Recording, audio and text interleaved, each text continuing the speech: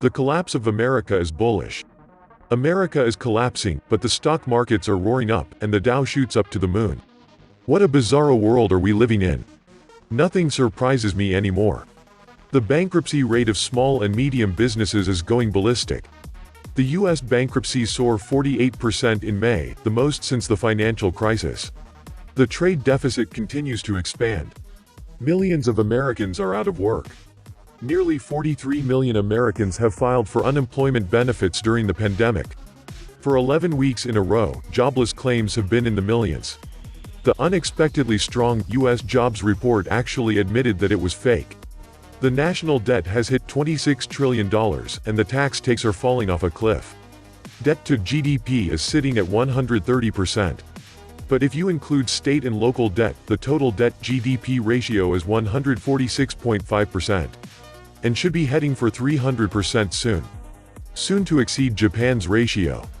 And the US stocks are hovering near a 3-month high. The stock markets are up, oil prices almost back to their old, and Trump is tweeting the hell about it. Don't understand how the Saudis can raise the price of crude when there is no demand. These markets are on crack. We have now entered the twilight zone. The Dow is taking off like a SpaceX rocket ship. This rally is as organic as a bag of Cheetos. Bankruptcy news can apparently send your share price flying 825% these days. The stocks are all that matters. Nothing that free money from the Federal Reserve can't fix. After all, they are zillionaires. The inmates have taken over the asylum. If we're talking in terms of numbers, yes, the markets have recovered to almost their all-time highs. In terms of logic and sense, it went the opposite way. It recovered based on absolutely nothing. The bad news was good news. The Fed fell asleep with the finger on the zero button.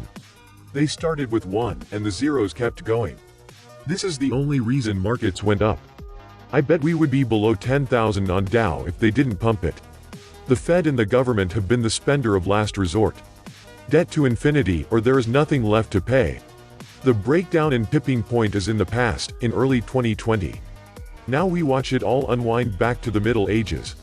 You won't have to blink many times before you will see the Marines in the streets. A total descent into chaos is on the cards. Money can be printed.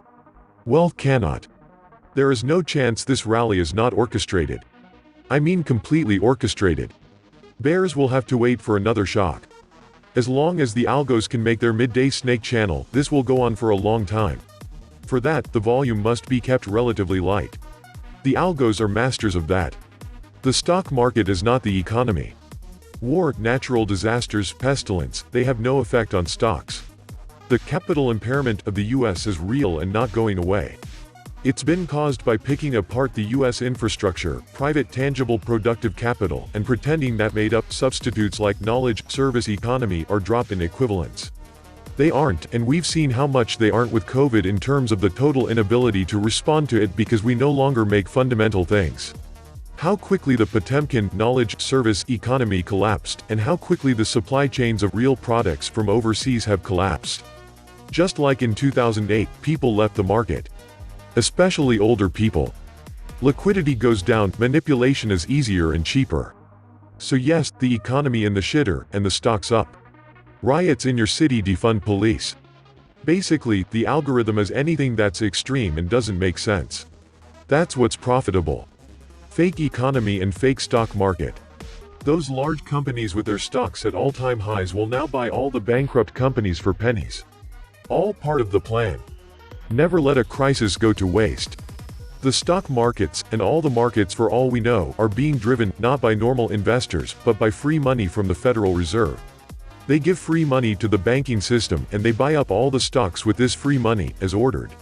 And this is just the stuff they are doing openly. They've been manipulating everything financial in secret for decades now. This is why they don't want us to see their secret books. In the old days, we had the expression, "It's the economy, stupid."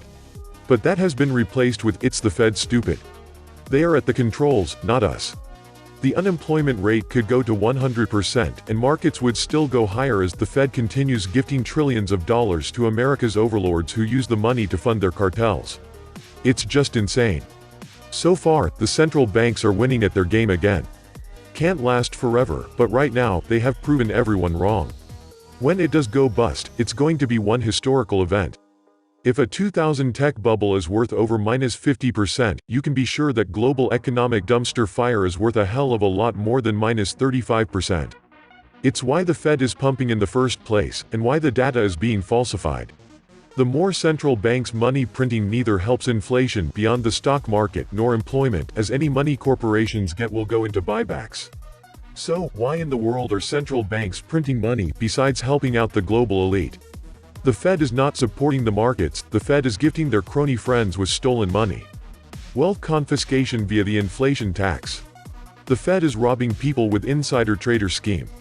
The money printing goes to zombie banks, zombie companies, and bank cartels that put it in their pockets.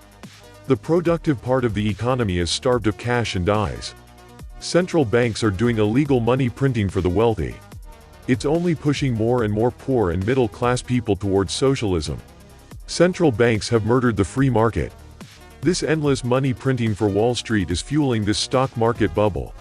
It's pissing people off and pushing poor and middle class to say "F it, bring on socialism." All part of the plan.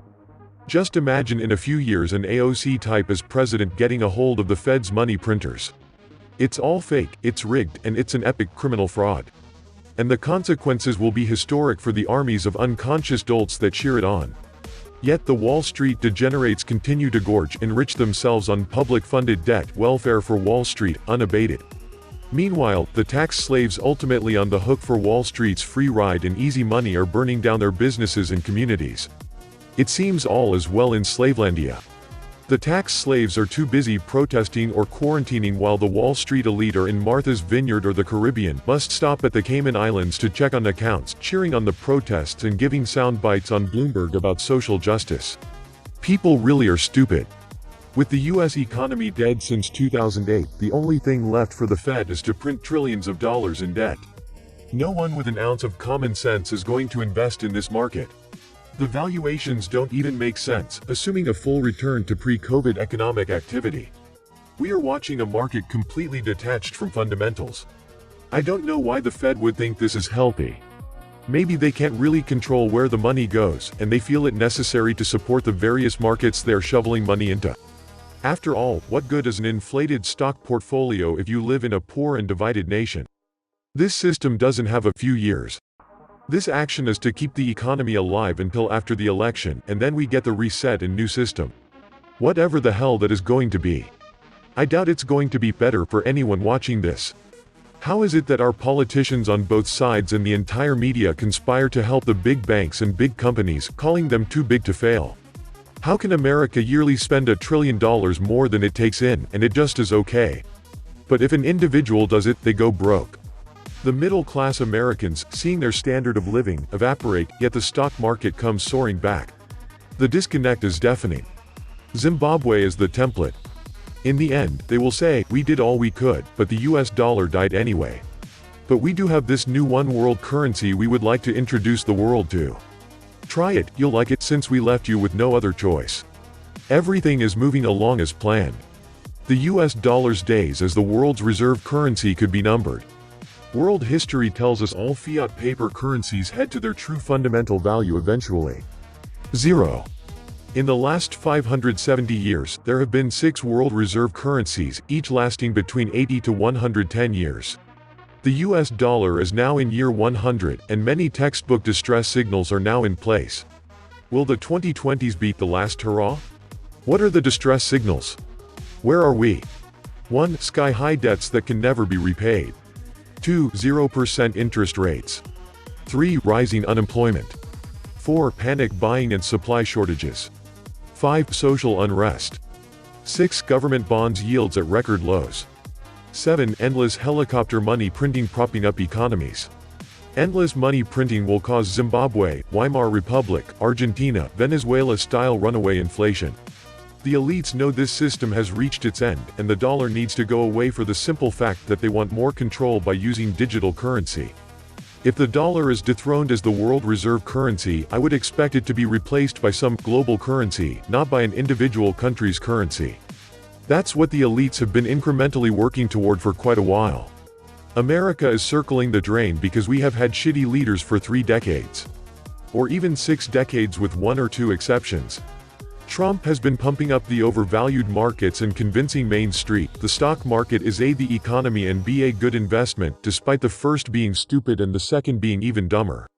The market is soaking up the inflation of the recent money printing, $6 trillion at least. A devaluation to pay down debt. Debt that will keep the music playing. Fed debt and government debt are used to control the sheeple. Sheeple debt is different and has to be serviced, or the system collapses. As Venezuela melted down, they had the best performing stock market in the world for 5 straight years. We are melting down. The stock market is going to da moon. Welcome back to the Atlantis Report. You are here for your daily dose of the truth, the whole truth, and nothing but the truth. All that matters is our government's continued willingness to disregard the financial well-being of future generations to keep markets lofty these days. Next month ought to be interesting, starting off with a huge correction in the BLS employment numbers, and also disastrous quarterly corporate reports starting to come out. And the lag effect of this economic downturn will start showing up in our economy. Defaults on mortgages should skyrocket unless the Fed steps in with trillions of newly created dollars. But they won't bail out the individuals. They will only bail out the banks and the markets for now, until the time the order is given to pull the plug on the markets. The individuals will be dumped on the side of the road and left for dead. But never mind all that, the economic downturn is over. Stocks have skyrocketed, we created millions of new jobs, everything is just great. Smoke and mirrors at its finest. Free money from the Federal Reserve is manipulating the markets higher, and now fake government stats have joined in on the delusion. In the old days, we only had to deal with fake news, now our entire markets and government stats are fake. The Fed already tried raising interest rates gradually from 2015 to late summer 2019, and the financial system began signaling imminent collapse by September 2019. Go ahead, raise rates again, and collapse the economy before it has even begun to recover. Apparently, the current riots with looting and arson plus murder and assault are not an adequate reset.